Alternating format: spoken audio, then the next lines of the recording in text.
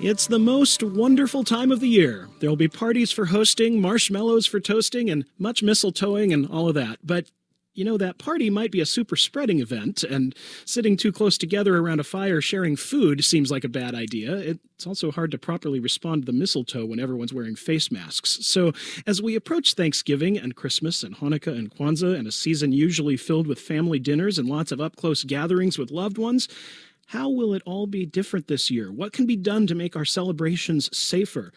And when should we just say, you know what, let's wait till next year? Joining us to help answer those questions are Katie Kriegshauser. She's director of the Kansas City Center for Anxiety Treatment. Katie, thanks for being back with us. Good morning. Thanks for having me. And Dr. Ginny Bose. She's director of infection prevention for the St. Luke's Health System. Dr. Bose, thank you for being here. Good morning. Thank you for having me. If you have questions or ideas of your own about celebrating holidays in the season of COVID-19, tweet at us. We're at KCUR Up to Date. You can also call 816-235-2888. So, Katie Kriegshauser, this is a medical and a public health discussion, but it's also a psychological and family systems discussion, and that's where I want to start with you. Are people pretty stressed out as they head into this holiday season? Absolutely. I think, we've felt like we're running a very long marathon here, and we keep on being promised that we're in the final leg. So I think people are getting pretty fatigued. And one thing that we all look forward to is the holiday season, a time to connect with our family members, take breaks from work. And I think navigating this is incredibly stressful for folks right now. What's the nature of that stress? Are people just worried about everything? Are they sad? What's going on in their emotions? I think a mix of both. I'm seeing a lot of anxiety about approaching conversations about the holidays. How do I even talk to my family members about this? And then just anxiety of, if we do choose to get together, anxiety about risk. As well as, as we move into the winter season, it's getting darker earlier. I think people are feeling sad and kind of disconnected from others. So we also have a higher risk of things like depression right now. A lot of folks, this is going to play out in an awkward family conversation at some point about exactly how they should be getting together. Are you coming to Thanksgiving dinner or not? What are you encouraging families to be thinking about and doing right now as they start to make those plans? I think first things first is to have these conversations earlier rather than later. I think when people feel anxious about awkward conversations, the number one thing we do is procrastinate those conversations. But I think it's important to take some time and get together with the folks in your immediate household, decide what you all as a household feel like is appropriate for you, given your own risk levels and the risk factors associated with the folks you may be getting together with. And then go into these conversations with your extended family, knowing already what you're comfortable with. And I use this tool that we borrow from dialectical behavior therapy. It's called Dear Man. It's an acronym that helps us structure these potentially tough conversations where we need to be both assertive and effective. And it stands for describe the facts of the situation, express how you're feeling about it, ask very clearly for what you want, need, or say no clearly, and then reward the person by explaining those positive effects. All right. So the Dear Man method of planning for these conversations. Well, part of that conversation and the decision that will eventually be made about what events to host or to attend is what is safe and what isn't. So for that, I want to turn to Ginny Bose. Ginny, let's cover some of the basic public health facts here. We've talked a lot in these past 7 to 8 months about travel. So let's start there. From an infection prevention standpoint, is it even safe to go over the river and through the woods to grandmother's house? Well, to many of Katie's points, yes, but it depends. We all have to really think about our risk factors and what we're doing. The CDC has given us a lot of really good guidelines, but implementing those and the change that it represents in our habits certainly matter. So, for instance, traveling by car might be safer particularly if you're local, but if you're going long distance, then the interactions that you're likely to have can be much more controlled. Air travel, on the other hand, I think probably planes are cleaner than they ever have been. But it's really those steps before you have to consider the boarding process or the deboarding process, where you're going to be sitting, and airport areas, for the gates don't typically align themselves very well to social distancing, and just the numbers of people that would be lining up to get in that. So, you need to think about those issues. Now, many, if they're choosing to travel dependent upon the endpoint that they're going to, and they've considered all of the risk factors involved and the behaviors of the people that they're going to see,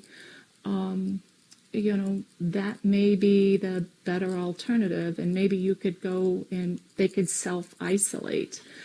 Right. Depends on how long your trip is, whether you'll have time to do some of those Exactly. things. Yeah. Exactly. So lots of things to consider.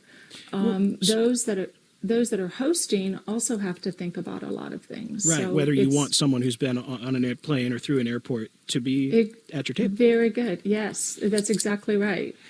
So some of these things really go into, for these people that are really good planners, this is just really right up their alley. Well, I mean, let's ask, even if your family is in the same town and you don't have to get on a plane or take a long road trip, I mean, is it actually safe right now for people to come sit around a table, 10, 12, 16 people, and gobble down turkey and stuffing? Small numbers are definitely better to keep the guest numbers down. I want to say that as long as you consider the pre-factors, and so back to Katie's points about those conversations, those crucial conversations ahead of time. Consider the behaviors of people and ask them maybe to self-isolate for 10 days. And provided that these people have minimized their interactions, if they've really self-isolated, then, and they don't develop any symptoms of the disease, then going to a family gathering over the holidays should be really pretty safe. I would rank it low risk. If someone develops symptoms, and I do want to emphasize that people need to be highly suspicious of any symptoms, especially given the prevalence that we see in different areas, which is also one of the factors that we want people to consider. What is the prevalence rate in the community that you're visiting? For those of us that may be getting together with families that are in the same community with dealing with the same prevalence levels, then, something to consider. Right, and it gets exponentially worse the more different families you bring in. But keeping the numbers smaller in your family gatherings also is beneficial in the big picture for if someone does ultimately develop symptoms, because we know people are out there that are pre-symptomatic or asymptomatic. Right.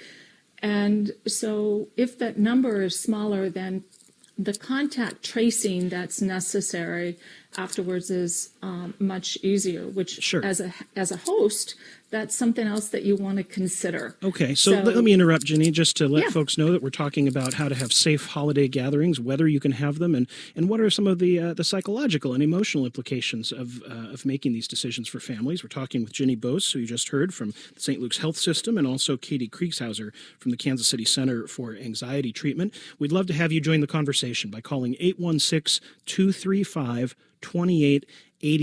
What's your story? What's going on in your planning for your holiday? And what questions do you have for our experts? Call us at 816-235-2888. You can also tweet at us. We're at KCUR Up to Date. KCUR's Ellie Moxley on Twitter says, I love hosting a small Thanksgiving for my parents. I've told them we're only doing that this year if it's warm enough to eat socially distanced outside. And if it isn't, I probably won't do the traditional turkey dinner. Maybe we'll do dim sum. I worry about not being with my family. These are the raising kid years for my siblings, and I feel a little on the edges always. I don't know what my place is when this pandemic eventually ends. I worry the kids won't really remember me, even though I think about them daily. Dr. Kate Kriegshauser, missing a family gathering in a lot of families is a really big deal.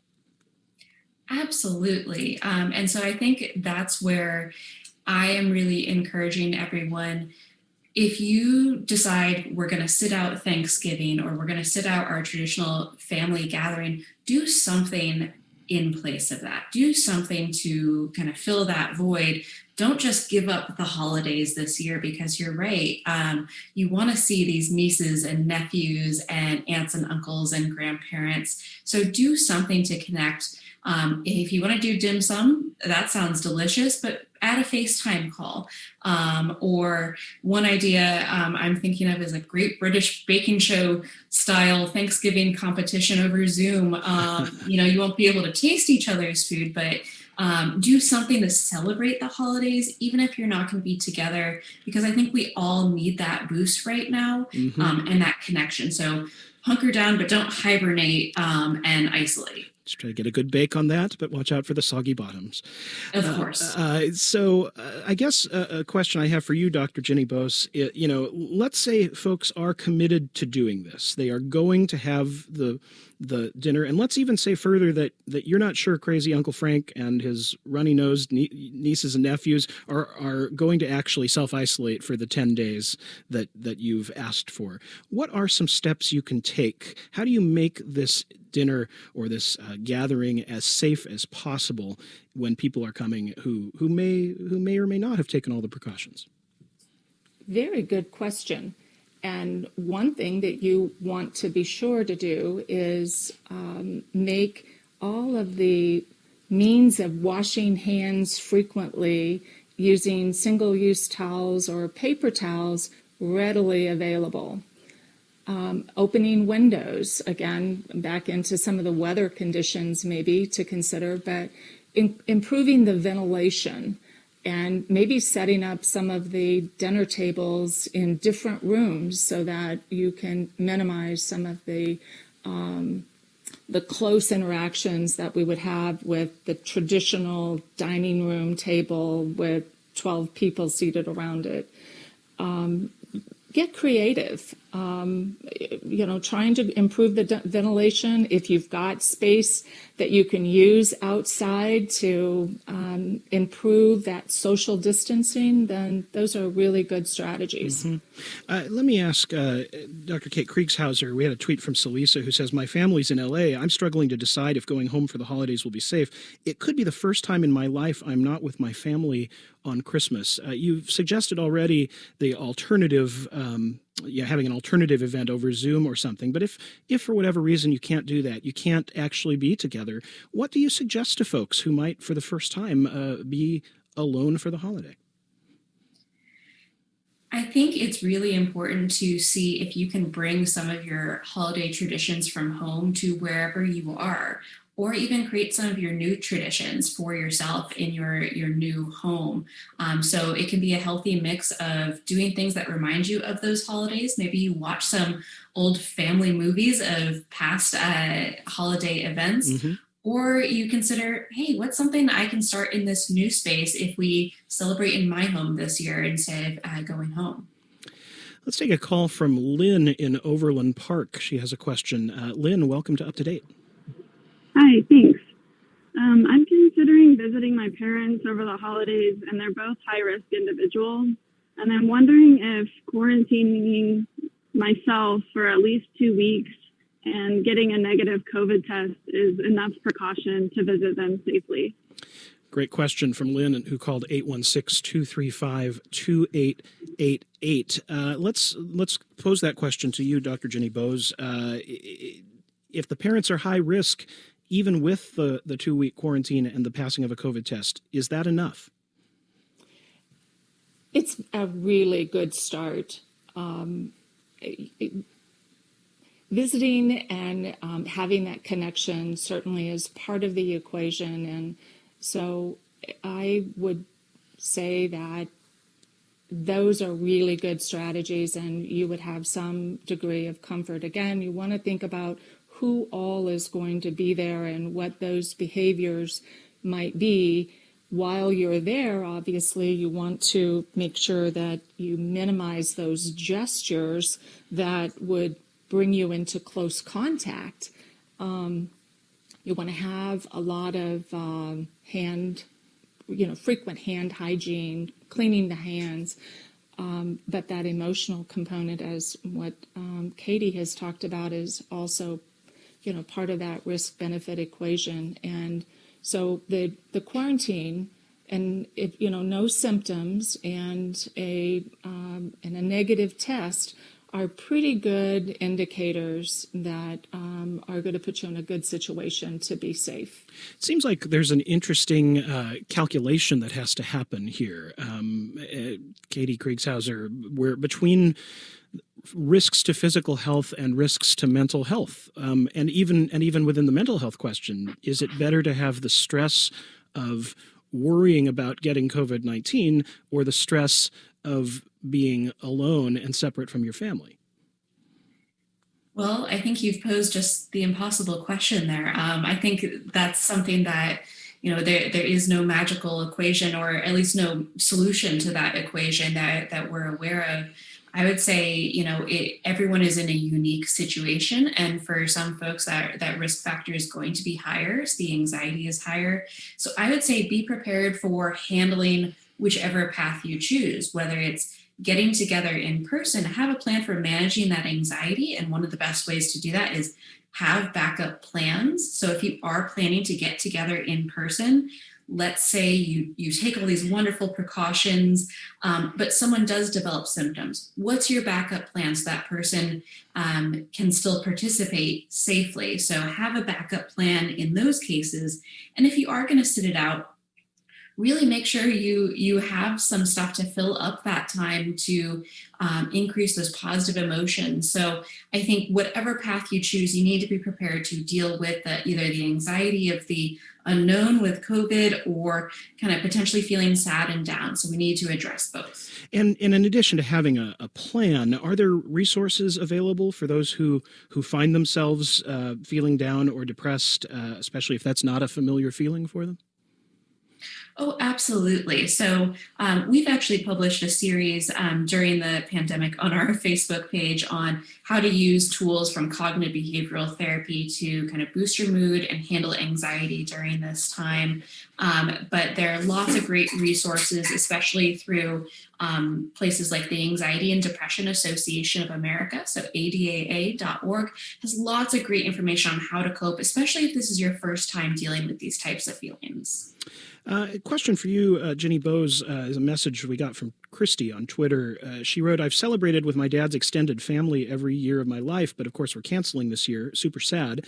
Still getting together at my sister's house with my parents, a total of 10 people, even though we haven't gotten together inside one of our houses yet. Planning on sitting at tables 10 feet apart when we eat, or outside if weather permits, keeping doors and windows open and wearing masks when not eating. Would love to know if you think that's good enough or if they still think we shouldn't do it." Do you think that's good enough, Dr. Bowes? 10 feet apart, windows and doors open, about 10 people at the table? Dr. Bowes, are you still with us? Looks like we might have lost Jenny Bowes, so we'll try to connect to her again shortly. Let's say that we're still speaking with Dr. Katie Kriegshauser. She's director of the Kansas City Center for Anxiety Treatment. Dr. Kriegshauser, some people are going to decide not to do this. They're going to take a pass. You suggested an alternative like a bake-off on Zoom.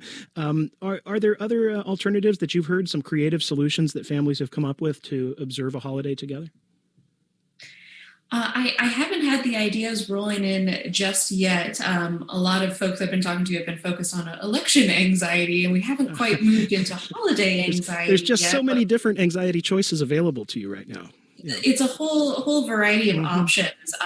So I'm sure we'll get some coming in, but I think thinking about the parts of the holidays that you value the most can help you come up with those alternatives. So is it talking to that cousin you only see once a year that really makes you happy? And if so, schedule a phone call with them.